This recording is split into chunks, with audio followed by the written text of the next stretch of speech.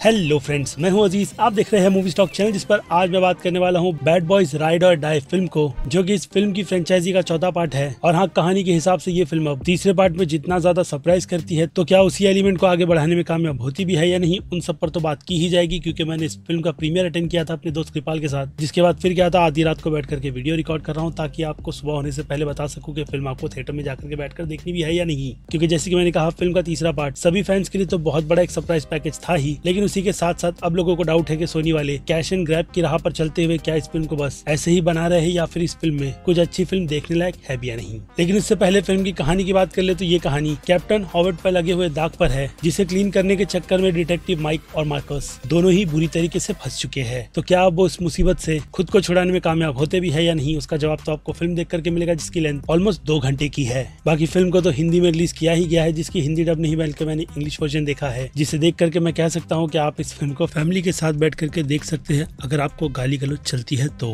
क्योंकि उसे छोड़ मुझे इस फिल्म में बाकी ऐसी कोई भी वल्गैरिटी तो नजर नहीं आई। लेकिन फिर भी सेंसर बोर्ड की तरफ से इस फिल्म को एडल्ट का सर्टिफिकेट मिला है, जिसके बारे में बोलने के लिए मेरे पास फिलहाल तो अल्फाज नहीं, इसलिए सीधे फैंस पर आए तो उन्हें डेफिनेटली इस फिल्म को थिएटर में जाकर के देखना चाहिए। जिसमें हाँ, एक और इम्पोर्टेंट चीज कि इस फिल्म में कई सारे कैमियोज भी है, जिन सभी को इस फिल्म में बहुत ही अच्छी तरीके से यूज भी किया गया है, जो कि मेरे लिए एक सरप्राइज फैक्टर था। क्यों, तो चलिए उन सारी की सारी अब डिटेल्स पर बात करते हैं। जिससे पहले सीधे सीधे बनेगी मेरी छोटी मोटी सी डिमांड, जो कि है चैनल को सब्सक्राइब, वीडियो को लाइक और शेयर करने की तो कर लो।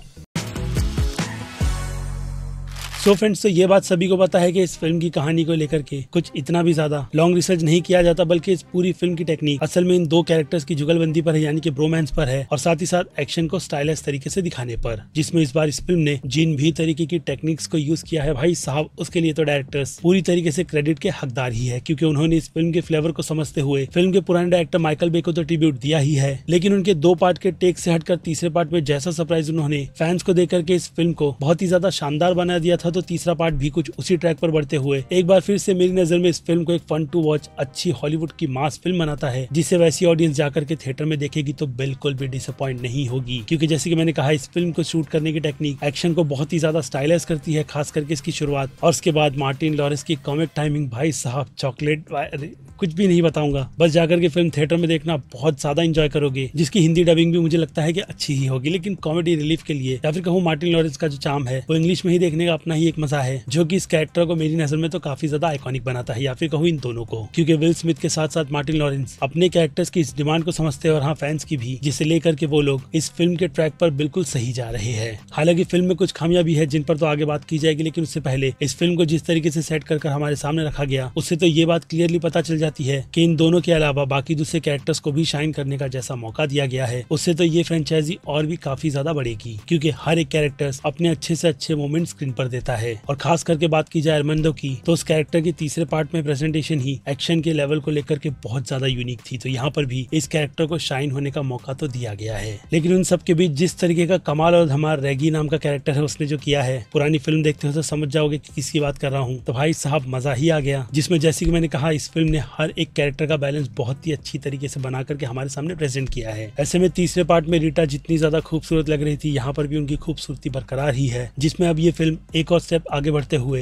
यही बात क्लियर करके बता रही है कि जहाँ इस फिल्म के दूसरे पार्ट के बाद तीसरा पार्ट जो काफी ज्यादा लटका था, तब मुझे लगता है कि इस फ्रेंचाइजी के साथ ऐसा कुछ होगा, खास करके तब जब फिल्म बॉक्स ऑफिस पर अच्छे नंबर जनरेट करे, जो कि मुझे लगता है कि ये फिल्म करेगी भी। बाकी मैं ऐसा ही रिटर्न रश आवर का भी चाहता हूँ, बट उस पर तो कुछ काम नहीं हो रहा है। लेकिन खैर, बैड बॉयज को लेकर के सोनी वालों का टेक तो बहुत ही ज्यादा अच्छा है, जिसमें उन्होंने डायरेक्टर्स की क्रिएटिविटी को समझते हुए वो कहते हैं ना कि उन्हें पूरा का पूरा फ्रीडम दिया, जिस फ्रीडम के चलते उन्होंने इस फिल्म को बहुत ज्यादा स्टाइलिश करते हुए इस फ्रेंचाइजी की एक और अच्छी फिल्म बना दी। लेकिन हाँ, अगर आपको फिल्म का तीसरा पार्ट पसंद नहीं आया था तो ये फिल्म भी आपको उस लेवल की नहीं लगेगी। इसलिए पहले से ही मन बनाकर जाना कि आपको इस फिल्म को थिएटर में जाकर के देखना भी है या नहीं, क्योंकि ऐसी फिल्में अगर आप भरे हुए थिएटर में देखोगे तो बहुत ज्यादा एंजॉय करोगे, जो कि डेफिनेटली प्रीमियर के केस में निकल कर आया था। लेकिन बाद में जब मैं इस फिल्म को हिंदी डब देखने के लिए जाऊंगा तो वही कोशिश रहेगी कि थिएटर थोड़ा बहुत भरा हो, क्योंकि ऐसे पुराने फ्लेवर पर चलते हुए ये फिल्म, वो कहते हैं ना कि नए पैकेट में धमाका देती है, जिन सबसे फैंस बहुत ही ज्यादा सेटिस्फाई रहेंगे। और अब इससे हटकर फिल्म के डिसअपॉइंटमेंट की बात की जाए तो फिल्म की कहानी को लेकर के अब भी उस लेवल की अपग्रेड चीजें नहीं की जा रही है। उसके अलावा विलन तो वीक है ही, जिनका कुछ किया भी नहीं जा सकता। बाकी विल स्मिथ इस फिल्म में उतने ज्यादा एनर्जेटिक नहीं लगे जितनी ज्यादा ये कैरेक्टर डिमांड करता है, बट फिर भी जैसे कि मैंने कहा फिल्म डिसअपॉइंट तो नहीं करती। जिनसे अलग अब इस फिल्म की बाकी दूसरी कैटेगरीज की बात की जाए तो फिल्म के एक्शन, डायरेक्शन, फोटो, सिनेमेटोग्राफी, खास करके वो जो क्लब वाला सीक्वेंस है उसके एक्शन को बहुत ही ज्यादा स्टाइलाइज किया गया है, जिसमें स्लोमो वाला एंगल थोड़ा ज्यादा हो गया, लेकिन खैर मार्टिन लॉरेंस को मस्तियां करनी थी तो वो उन्होंने स्क्रीन पर प्रोवाइड की है। जिनसे हटकर अब बात की जाए इस फिल्म की रेटिंग्स की तो एक्शन के लिए ये फिल्म 5 में से 3.5 स्टार डिजर्व करती है। तो वहीं बात की जाए कॉमेडी की तो कॉमेडी का फ्लेवर भी इस फिल्म के एक्शन के डोज की तरह अगेन अपने ट्रैक पर बढ़ते हुए मेरी नजर में 5 में से 3.5 स्टार ले जाता है। और फिर बात की जाए ड्रामा की तो कहानी 5 में से 3 स्टार से ज्यादा रेटिंग डिजर्व नहीं करेगी। तो वहीं इससे हटकर सस्पेंस पर आ जाए तो हाँ, फिल्म भले से ही प्रेडिक्टेबल क्यों ना हो, लेकिन वो कहते हैं ना कि इसके पीछे कौन है और क्यों ऐसा किया जा रहा है, वो सब तो सस्पेंस की कैटेगरी में ही आएगा, जो कि मेरी नजर में इस फिल्म को सस्पेंस की इस कैटेगरी में 5 में से 2.5 स्टार तो दिलाएगा ही। जिसके बाद आ जाए इस फिल्म के हॉरर थ्रिल पर तो फिल्म में मगरमच्छ वाला एक एंगल है जो फन टू वॉच लगता है, लेकिन हाँ थोड़ा डरावना भी, लेकिन उतना भी ज्यादा नहीं कि उसे मैं हॉरर की कैटेगरी में रेटिंग दूं। लेकिन बात की जाए थ्रिल की तो एक्शन के हिसाब से फिल्म का थ्रिल 5 में से 2 स्टार डिजर्व करेगा। जिसके बाद बात की जाए मास ऑडियंस की तो जैसे कि मैंने कहा ये फिल्म मास ऑडियंस को ही काफी ज्यादा टारगेट करते हुए उन्हें तो थिएटर में बुलाएगी ही, जिसे देखने के बाद वो लोग इस फिल्म को डेफिनेटली एक ही कैटेगरी देंगे। और वहीं बात की जाए क्रिटिक्स की तो क्रिटिक्स के रिएक्शन भी इस फिल्म को लेकर के कुछ ज्यादा खास नहीं, लेकिन बुरे तो निकल कर नहीं आए हैं। यानी उनकी नजर में ये फिल्म B+ का स्कोर डिजर्व करती है, जिनसे पूरी तरीके से एग्री करते हुए मैं इस फिल्म को इसी B+ की कैटेगरी में रखूंगा, क्योंकि मैंने भी इस फिल्म को ठीक इस फिल्म के तीसरे पार्ट की तरह थिएटर में बहुत ज्यादा एंजॉय किया है, ऊपर से प्रीमियर तो फिर मजे ही मजे। खैर तो बैड बॉय राइड और डाई से रिलेटेड मैंने अपना पर्सनल ओपिनियन आपको दे दिया है, जिस पर अब फिर क्या बनती है आपकी राय, जो कि आप मुझे कमेंट में लिख करके बता सकते हो, क्योंकि अब वक्त है मेरी तरफ से इस वीडियो को यहीं पर दी एंड करने का। बाकी मैं हूं Aziz, movie stock channel like share और सब्सक्राइब भूलना मत। मिलूंगा जल्दी दूसरी किसी वीडियो में। Till then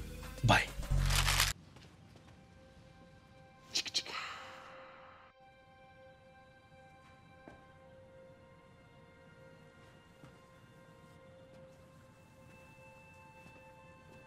You're still here.